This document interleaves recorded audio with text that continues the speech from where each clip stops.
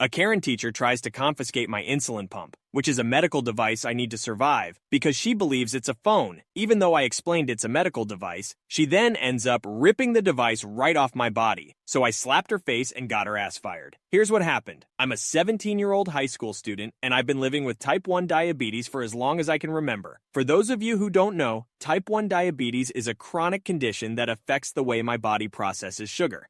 Basically, my pancreas doesn't produce insulin, which is a hormone that regulates blood sugar levels. So I need to take insulin every day to stay alive. Now, there are a few different ways to take insulin, but for me, the best way is through an insulin pump. It's a small device that I wear on my body, and it's connected to me through a cannula. The pump delivers insulin into my body throughout the day and night, keeping my blood sugar levels in check. It's kind of like a phone, but it's not a phone. It's a medical device, and it's essential to my survival. So, one day, I was in school, and it was recess. I just finished class and was feeling a bit peckish, so I went to the school canteen to grab some food. Before I ate, I had to dose insulin through my pump like I always do. I try to do this discreetly because I don't like having to explain myself to people. But this time, there was a new teacher on duty during recess, and she saw me. She was a Karen, you could tell. So, my school has a no phones policy. Students are required to hand it in before school starts. So this Karen marched over to me, demanding that I give her my phone. I was a bit confused, so I said, "What do you mean? I don't have my phone." And she was like, "No, that thing you're holding. Give it to me now or you're getting a detention." And I was like, "Oh, that's not a phone, it's an insulin pump." And I smiled, but she wasn't having it. "An insulin pump?" she said with a sneer. "I've never seen one of those before. Are you sure that's what it is?" I tried to stay calm, but her tone was starting to get to me. "Yes, it's an insulin pump. I have type 1 diabetes and I need it to regulate my blood sugar levels." She raised an eyebrow and crossed her arms. "You expect me to believe that? I've never heard of a diabetes pump that looks like a phone before. I think you're just trying to pull a fast one on me. Hand over the phone." "I'm not lying," I replied, my voice rising. "This is my insulin pump, I swear." "Don't lie to me," she said, her voice getting louder. "I've been teaching for 20 years, and I've seen it all. You're just trying to use your phone in school, and that's not allowed. Hand it over." I was getting frustrated and angry. I had never experienced this kind of treatment before, and it was making me feel like I was the one in the wrong. "I swear to you, this is my insulin pump. I need it to survive. If you don't believe me, you can ask the nurse or any of my teachers." "Oh, I will be asking the nurse," she said, her tone smug. "And if I find out you're lying, you'll be facing some serious consequences." Then all of a sudden, she grabbed the insulin pump and ripped it off my body. The cannula came loose, and I was so angry. There was a gasp from the people around us, and I screamed, "Fuck no, you stupid bitch!" And I smacked her across the face with the back of my hand. She was taken aback by this, so she made a supersonic screech attack and yelled, "What the fuck did you do to me? You're getting expelled for this!" And she stormed off God knows where. One of the nicer teachers came over and gave me back my insulin pump after snatching it from the Karen, and the bell rang. The nicer teacher took me to the principal's office, saying she was going to get the Karen teacher in trouble. When we got to the principal's office, she explained what had happened. She told the principal that I was caught using my insulin pump by the Karen teacher, and that she had mistaken it for a phone and snatched it out of my hands, even after I had explained to her that it was not a phone. She also explained that the Karen teacher had ripped the insulin pump off my body, causing the cannula to come loose. The principal was horrified when she heard what had happened. She couldn't believe that a teacher would mistake an insulin pump for a phone, and then grab it and rip it off a student's body. Luckily, not having insulin for a few hours is not life-threatening, so I was able to get picked up from school by my parents. They took me home so I could apply a new cannula to my body. It's a simple procedure, really. My parents were furious about what had happened, and they decided to complain to the school. They were upset that their son had been treated so poorly by a teacher, and they wanted to make sure that it didn't happen to anyone else. The school was super apologetic about what had happened, and they took action. The Karen teacher was fired, and the school decided to cover my fees for a semester as a gesture of apology. They didn't want me to escalate the situation, so my family agreed to accept their offer. Honestly, I feel like I should escalate the situation, but I don't know. What should I have done instead? Wow, this story from the OP is just mind-blowing. I mean, a teacher mistaking an insulin pump for a phone and then snatching it away from a student and ripping it off their body? That is just crazy town, folks. I can't even imagine what the OP must have gone through in that moment. They must have been so frustrated and angry, and I don't blame them for smacking the Karen teacher. That's just absurd. It's good to see that the principal was horrified by what happened and took the OP's side. But the fact that this even happened is just ridiculous. Teachers are supposed to be there to help and support students, not make their lives harder. I'm just glad the OP was able to get home safely and get their insulin pump back up and running. This whole situation just goes to show how important it is to educate people about different medical conditions, especially if they are in a position of authority, like a teacher. What do you guys think of this situation? Let me know in the comments below.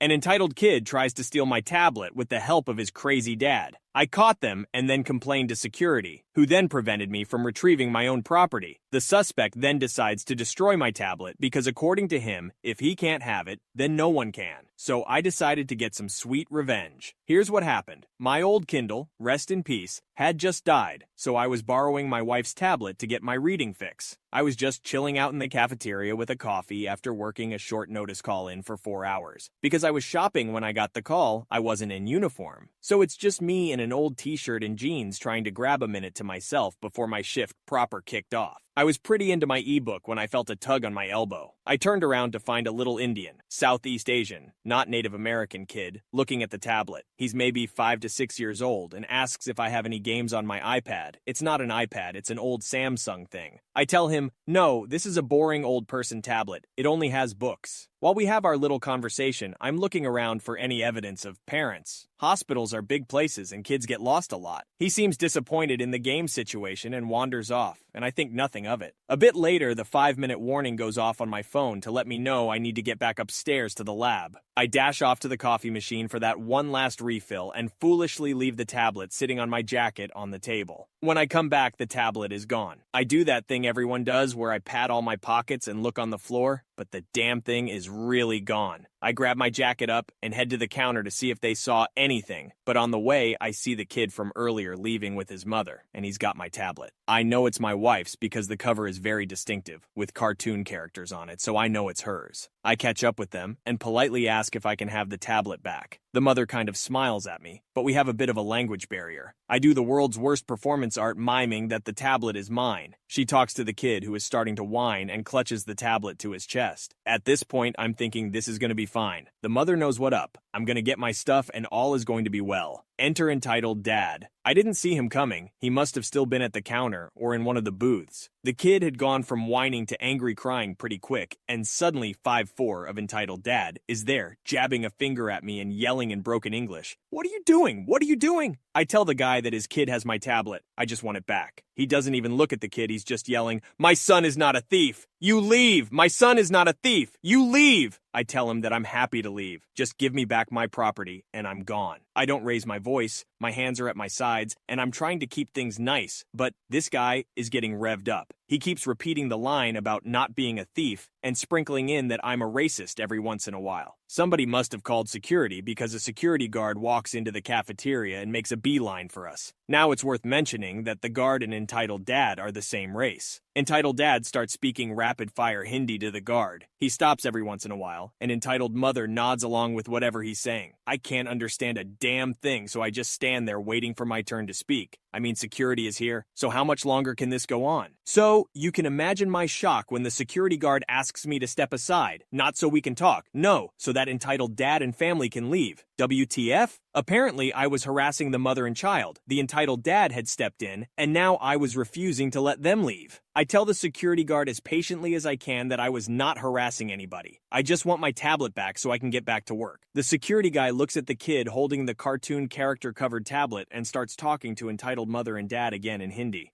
Then he tells me again to move aside so they can leave or else he will be forced to contact the police and restrain me. I'm not sure if it was the security guy's stupidity or entitled dad's smug face, but something did snap in my brain and I went a bit Karen on the guy. I tell the security guy that I'm happy to comply, but I'm calling his boss, and he is going to be liable for my property being stolen. The entitled family shuffle out the exit, and I start to dial. The security guy was probably thinking he was about to put me in my place because when you dial security, they patch you through to the officer closest to the location, which was him. He already had his phone out ready to give me the "I am the manager" talk. I bypassed the switchboard completely and phoned his boss directly. The security supervisor is a guy I'm going to call Dave. Dave is an ex-cop. Dave runs a tight ship, and Dave does not tolerate stupidity lightly. I say hi to Dave and get to see the security guys. Eyes boggle a little bit. I ask Dave if he's aware that his officers are allowing allowing thieves to leave the hospital, while the people they've robbed are detained in the cafeteria? I give him the full rundown of the last 10 minutes with the guard's name sprinkled in there fairly liberally, along with a description of the entitled family. The security guy is losing the color from his face. Dave doesn't waste any time. He has the details confirmed by the guy in the camera room and radios the other guards to stop them at the exit. I hang up with Dave, look at the security guy and ask him if he feels like getting me my goddamn tablet back now. He's off like a shot. I call my manager and let them know the mess I'm dealing with. He laughs and tells me to take my time, but keep him updated. Security wind up returning the family to the cafeteria about 5 minutes later, minus my tablet. I ask what happened to it, and the newly arrived security guys tells me that when confronted, entitled dad took the tablet from his kid and threw it on the ground. Dave has the contents in a plastic bag. The thing is mangled, screen smashed, case is warped, just a total write-off. Dave had wisely chosen to call the police at that point. Entitled dad had been fairly uncooperative until the word police was spoken. He was still saying that there was no proof the iPod was mine. The guard had bought him back to point out the dozen or so cameras in the cafeteria. He was looking decidedly less smug by the time the cops got there, looked at the remains of the tablet, looked at the footage, and issued entitled dad with a fine and a charge for theft and destruction of property. What could have been a quick teachable moment for a kid turned into almost 3 freaking hours of talking to the cops and getting my case number before I could finally go back to work. Dave filled out an incident report for me, so I still got paid. Dave, you are the MVP. A couple of days later, I got a call from a lawyer who worked for the family that entitled dad was visiting. He arranged for my iPad to be replaced by sending me a check. It was enough for wifey to buy a top-of-the-line replacement and all the peripheral stuff she wanted, so she's happy. I was asked if I would consider writing a letter about the charges against entitled dad being a cultural misunderstanding, because it could affect future visa applications. I politely declined, as I think being a jerk transcends culture, so he can live with his actions. Hell, he might even learn something from the experience. The idiot guard wrote a very sincere apology letter and delivered it in person. We shook hands, and I consider it resolved. Dave put him on probation, and I figured that this is a learning experience for him.